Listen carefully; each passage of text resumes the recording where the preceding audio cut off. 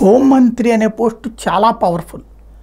Police శాఖ మీద boss అంటే లా అండ్ ఆర్డర్ వాళ్ళ చేతుల్లోనే ఉంటాయి. 2014కి ముందు హోంమంత్రిగా పనిచేసిన వాళ్ళలో దేవేంద్ర గౌడ్ కావచ్చు, జానారెడ్డి కావచ్చు, సబితా ఇంద్రారెడ్డి కావచ్చు, ఆ గౌరవాన్ని పొందారు.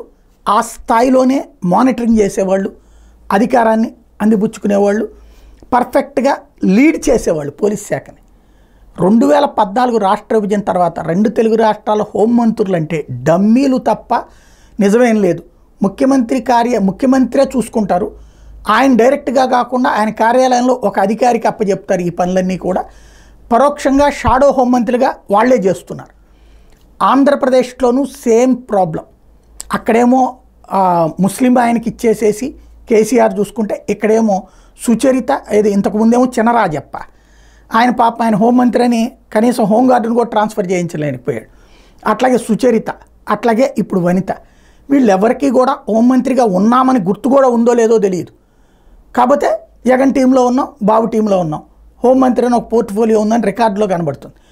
ఒక ఆశ్చర్యకరమైన అంశం నాకు అనిపించింది ఏంటంటే, అలాంటి వాళ్ళు అంటే బడుగు బలహీన వర్గాల నుంచి ఆ స్థాయికి వచ్చిన వాళ్ళు ఎదగాలని కోరుకుంటాను నేను.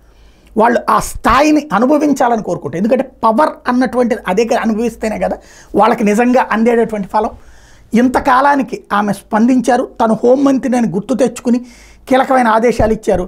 రాష్ట్ర డీజీపీ హరీష్ గుప్తాతో రాష్ట్ర హోంమంత్రి తానేటి వనిత మంగళవారం ఫోన్లో మాట్లాడారు. ఎన్నికల సందర్భంగా పలు చోట్ల తలెత్తిన హింసాత్మక ఘటనలను ఆయన దృష్టికి తెచ్చారు. చంద్రగిరి, గురజాల, తాడిపత్రి, గోపాలపురం తదితర నియోజకవర్గాలు టీడీపీ నేతలు, కార్యకర్తలు చేసిన హింసాకాండపై డీజీపీతో మాట్లాడారు. ఎమ్మెల్యేపై దాడులు చేస్తుంటే స్థానిక పోలీసులు నిర్లిప్తంగా వ్యవహరిస్తున్నారని చెప్పారు. టీడీపీకి ఓటేయలేదనే కారణంతో మహిళలు, బీసీ, ఎస్సీ, ఎస్టీలపై ఆ పార్టీ నేతలు దాడులు చేస్తున్నారన్నారు. టీడీపీ దాడులను స్థానిక పోలీసుల దృష్టికి తెచ్చిన వాళ్ళు పట్టి పట్టనట్టు వ్యవహరిస్తున్నారని వివరించారు. టీడీపీ దౌర్జన్యాలు, హింసాకాండం తక్షణమే అడ్డుకోవడంలో విఫలమైతే మహిళలు, ఎస్సీ, ఎస్టీ, బీసీల నుంచి తీవ్ర ప్రతిఘటన ఎదుర్కోవాల్సిన పరిస్థితులు తలెత్తాయన్నారు.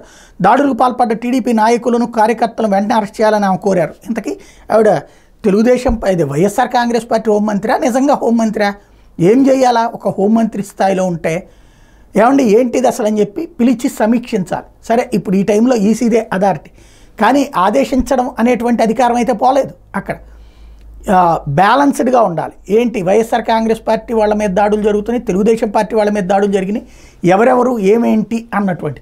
బట్ ఈ టైంలో సమాధానం ఎట్లాగ చెప్పరు. కానీ ఆమె ద్వారా ఫోన్ చేయించారంటే పోలీస్ శాఖ జగన్ మాట వింటలేదు, లేదా పోలీస్ శాఖ కసిగా వైసీపీకి వ్యతిరేకంగా పనిచేస్తుంది అన్నటువంటిది కనబడుతోంది.